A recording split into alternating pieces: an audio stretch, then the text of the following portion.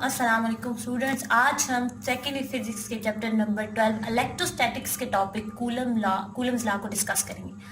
तो students, Coulomb's law के सबसे पहले हम थोड़ा सा इंट्रोडक्शन लेते हैं। तो इंट्रोडक्शन में सबसे पहली बात कि कूलम्स लॉ को फॉर्मुलेट किसने किया था, किसने इसको प्रेजेंट किया था।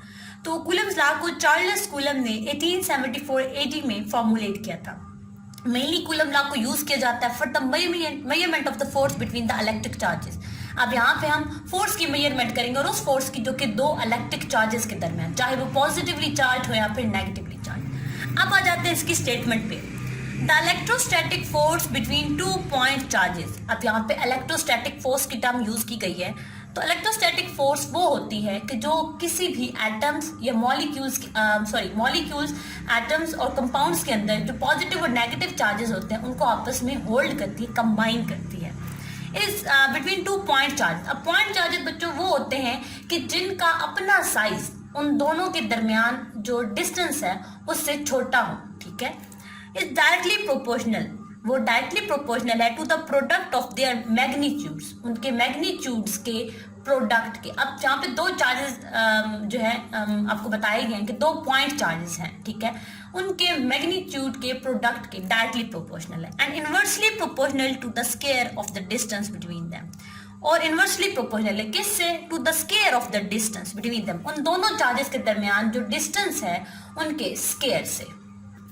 चलिए स्टूडेंट, अब हम स्टार्ट करते हैं इसकी डेरिवेशन को। तो इसकी डेरिवेशन को स्टार्ट करने से पहले आपने इसकी स्टेटमेंट जो एक बार दोबारा गौर से पढ़नी है, ठीक है, और इसको ज़हन में रखते हुए हम इसकी डेरिवेशन स्टार्ट करेंगे। सपोज करते हैं कि आपके पास दो चार्जेस हैं, ठीक है, एक आपके पास +Q1 चार्ज है और एक आपके पास +Q2 चार्ज है, यानी दोनों आपके पास पॉजिटिवली चार्ज है, ठीक है। तो अब आपने इनके दरमियान फोर्स की मेजरमेंट करनी है। लेट करते हैं कि इनके दरमियान का जो डिस्टेंस है दैट इज R, ठीक है। अब क्या होता है कि दोनों आपके पास सेम चार्जेस हैं, तो क्या करेंगे, दोनों एक दूसरे को रिपेल करेंगे। जो Q2 चार्ज है वो Q1 को इस डायरेक्शन में रिपेल करेगा और Q1 चार्ज है वो Q2 को इस डायरेक्शन में जो है वो रिपेल करेगा। तो बच्चों, स्टेटमेंट का फर्स्ट जो आपके पास पार्ट है वो ये है कि the electrostatic force between the 2 charges, इन दोनों चार्जेस के दरमियान जो इलेक्ट्रोस्टैटिक फोर्स है, अब वो फोर्स आपके पास रिपल्जन की भी हो सकती है और अट्रैक्शन की भी हो सकती है, वो डायरेक्टली प्रोपोर्शनल है। वो क्या है? डायरेक्टली प्रोपोर्शनल है किससे? The product of the magnitude of 2 charges. जहां पे हमने चार्जेस लिए Q1 Q2, उनका प्रोडक्ट, ठीक है, और उनके प्रोडक्ट के मैग्नीट्यूड के। फिलहाल अभी हम जो डेरिवेशन स्टार्ट कर रहे हैं या हम सिर्फ इसको स्केलर फॉर्म में लेकर चलेंगे, ठीक है। तो सेकंड जो पार्ट है वो है आपके पास कि is inversely proportional. Inversely proportional है किसके? To the square of the distance between them. दो चार्जेस के दरमियान आपके पास हमने लेट किया कि डिस्टेंस R है, तो उसके स्क्वायर के इनवर्सली प्रोपोर्शनल है। आपके पास ये दो इक्वेशन बन गई हैं। अब हम क्या करते हैं, आप देख रहे हैं कि लेफ्ट हैंड साइड इक्वल है, ठीक है, तब हम इसको क्या कर लेते हैं, हम इसको कंबाइन कर लेते, तो आपके पास बनेगी जो मैथमेटिकल एक्सप्रेशन बनेगा that is Q1 Q2 divided by R का स्क्वायर। एज यू नो कि जब हम प्रोपोर्शनैलिटी का साइन हटाते हैं, ठीक है, तो हमारे पास एक कांस्टेंट ऐड होता है। तो लेट कर लेते हैं कि यहाँ पे आपको जो कांस्टेंट है दैट इज के Q1 Q2 divided by R का स्क्वायर। तो बच्चों, अब हमने के को डिफाइन करना है। आपके पास के क्या है? के आपके पास जो प्रोपोर्शनैलिटी कांस्टेंट है,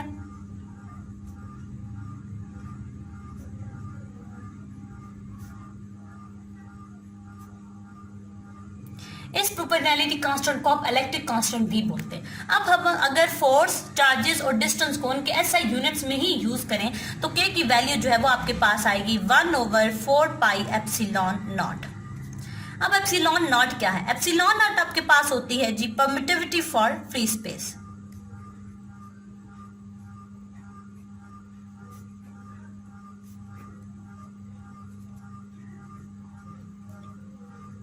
अब अगर हम परमिटिविटी को डिफाइन करना चाहें तो बच्चों, परमिटिविटी जो है वो किसी भी मीडियम की वो प्रॉपर्टी है जिसकी वजह से जो चार्जेस के दरमियान इलेक्ट्रोस्टैटिक फोर्स होती है वो अफेक्टेड होती है, वो रिड्यूस या तो इंक्रीज हो जाती है या फिर रिड्यूस हो जाती है, तो that is called permittivity. Epsilon not आपके पास होती है permittivity for free space. Permittivity को मैं आपको पहले बता चुकी हूँ कि किसी भी मीडियम की वो प्रॉपर्टी है जिसकी वजह से किसी भी दो चार्जेस के दरमियान जो इलेक्ट्रोस्टैटिक फोर्स है वो अफेक्टेड होती है। तो जब एप्सिलॉन नॉट जो है उसकी वैल्यू आपके पास स्क्रीन में आप देख सकते हैं 8.85 इंटू 10 की पावर -12 पर न्यूटन पर मीटर स्क्वायर कूलम स्क्वायर। अब हम अगर इसी वैल्यू को जो कि हमने कांस्टेंट फार्मूला लिखा है 1/4 पाई एप्सिलॉन नॉट, इसमें अगर हम पुट करें तो आपके पास पाई की वैल्यू 3.14, एप्सिलॉन नॉट की वैल्यू 8.85 इंटू 10 की पावर -12, तो आपके पास जो के की वैल्यू आएगी वो आएगी 9 इंटू 10 की पावर 9 न्यूटन मीटर स्क्वायर पर कूलम स्क्वायर। तो बच्चों ये थी हमारे पास इसकी मैग्नीट्यूड फॉर्म या आप इसे स्केलर फॉर्म भी कह सकते हैं। तो आपके पास यहाँ पे फोर्स की अपने पीछे को क्या बनेगी, अगर हम के की वैल्यू 4 पर एप्सिलॉन नॉट पुट करें तो आपके पास बनेगी 1/4 pi epsilon not Q1 Q2 divided by R का स्क्वायर। तो ये आपके साथ आप सब्सक्रिप्शन में E, अब यहाँ पे सब्सक्रिप्शन में मैंने E क्यों लिखा है, क्योंकि यहाँ हम बात करें फोर्स ऑफ इलेक्ट्रोस्टैटिक, ठीक है। तो बच्चों अब हम इसको डिस्कस करेंगे इन द वेक्टर फॉर्म। पीछे हमने ये जो एक्सप्रेशन निकाला है आपके पास मैग्नीट्यूड फॉर्म में या स्केलर फॉर्म में। अच्छा जी, कूलम फोर्स कहते हैं कि एक म्यूचुअल फोर्स। अब म्यूचुअल फोर्स आप इस तरह इस म्यूचुअल फोर्स को डिफाइन कर सकते हैं कि वो फोर्स जो कि न्यूटन थर्ड लॉ को फॉलो करती है। अब आपके पास न्यूटन थर्ड लॉ क्या कहता है कि जब आपका दो चार्जेस है, कोई भी दो बॉडीज हैं, ठीक है, अगर एक किसी दूसरी बॉडी पर एक्शन की फोर्स लगाएगी तो दूसरी बॉडी उसी सेम डायरेक्शन में but with the same magnitude, sorry opposite direction में but with the same magnitude एक सेकंड फोर्स जब वो फर्स्ट बॉडी पे एक्सर्ट करेगी। तो बच्चों लेट का अभी हमने लेट किया कि आपके पास दो चार्जेस हैं Q1 and Q2, that is positively दोनों जो है वो लाइक चार्जेस हैं, ठीक है। अब दोनों लाइक चार्जेस है तो इसका मतलब है कि दोनों के दरमियान आपके पास जो फोर्स होगी वो कौन सी होगी, फोर्स ऑफ रिपल्जन होगी। आपके पास डिस्टेंस R है, ठीक है। तो बच्चों यहाँ पे अगर Q1 जो है वो Q2 पे फोर्स एक्सर्ट करता है तो वो उसे इस डायरेक्शन में जो है रिपेल करेगा, ठीक है। और अगर अब जब Q2 होगा ये क्या करेगा, Q1 पे रिएक्शन की फोर्स एक्सर्ट करेगा, मैग्नीट्यूड सेम होगा बट डायरेक्शन ऑपोजिट होगी, वो उसे इस जो डायरेक्शन है उसमें रिपेल करेगा। अब बच्चों ये देखें कि मैग्नीट्यूड सेम है लेकिन क्या डायरेक्शन ऑपोजिट है, तो उस डायरेक्शन ऑपोजिट को शो करने के लिए मैंने इसके साथ माइनस का साइन लगा दिया, ठीक है। अब Q1 जो है वो Q2 पे फोर्स एक्सर्ट कर रहा है, तो इस फोर्स को हम डिनोट कर लेते हैं कि 2-1, यानी Q2 पे फोर्स लग रही है और कौन लगा रहा है, Q1 लगा रहा है। इसी तरह यहाँ पे मैं डिनोट कर देती हूँ कि इसको F1-2, यानी क्या है कि 1 पे फोर्स लग रही है और कौन लगा रहा है, 2 लगा रहा है, मतलब Q2 चार्ज है वो उस पर फोर्स लगा रहा है। तो हम ये लिख सकते हैं कि F1-2 is equal to F21, ये दोनों आपस वेक्टर फॉर्म में आ, क्योंकि फोर्स आपके पास एक वेक्टर क्वांटिटी है। अब बच्चों क्या है कि डायरेक्शन रिप्रेजेंट करने के लिए हम क्या करेंगे, कूलम्स के फॉर्मूले में हम यूनिट वेक्टर को ऐड करेंगे। आपके पास अगर हम दोनों फोर्सेस के लिए अलग अलग कूलम एक्सप्रेशन लिखें तो आपके पास बनेगा 1/4 pi epsilon not Q1 Q2 divided by R का स्क्वायर, यहाँ पे ये भी वेक्टर। तो यहाँ पे हम इसकी डायरेक्शन को शो करने के लिए हम यहाँ पे यूनिट वेक्टर ऐड करेंगे, दैट इज R12। इसी तरह F2 का अगर हम करें F21 तो वो आपके पास क्या होगा, 1/4 pi epsilon not Q1 Q2 divided by R का स्क्वायर, एंड यहाँ पे आप R यूनिट वेक्टर लगाएंगे 2-1। तो बच्चों आप दोनों में देख रहे हैं कि यहाँ पे हमने यूनिट वेक्टर लगाया। अब हम इस चीज को प्रूव करेंगे कि वाकई ये फोर्सेस ऑपोजिट है कि नहीं। अब जब फोर्सेस ऑपोजिट हैं तो डिस्टेंस भी ऑपोजिट डायरेक्शन में ही कवर होगा।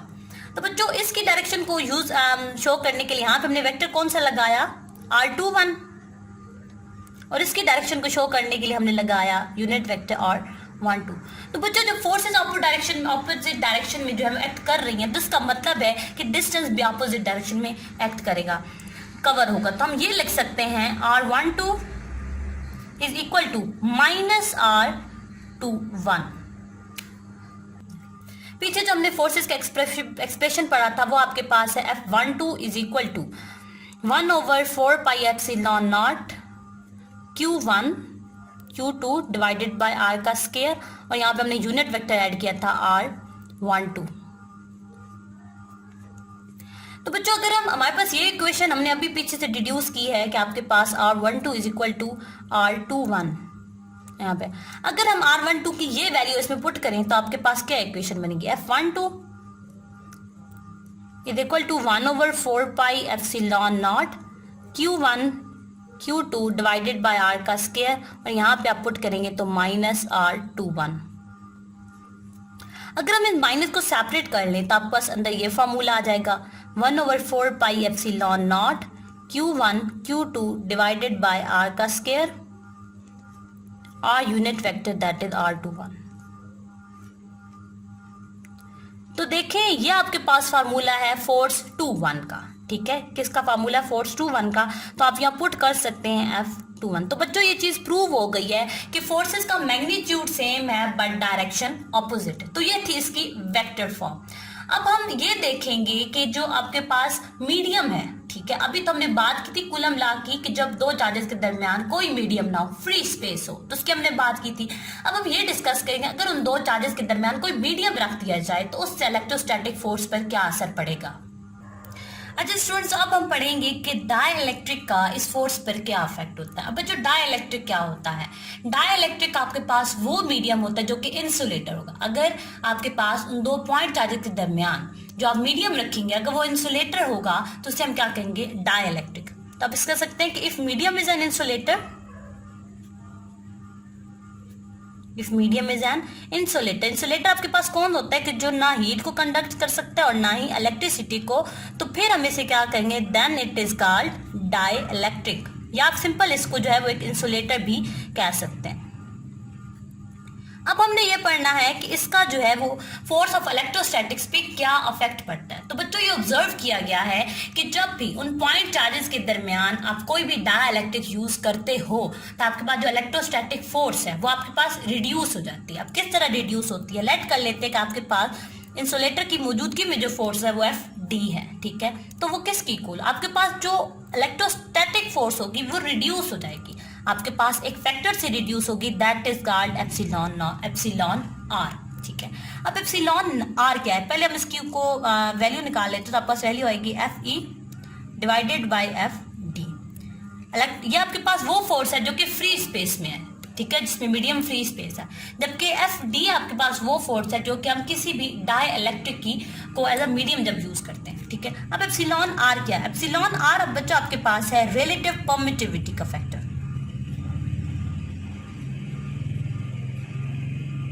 Relative permittivity.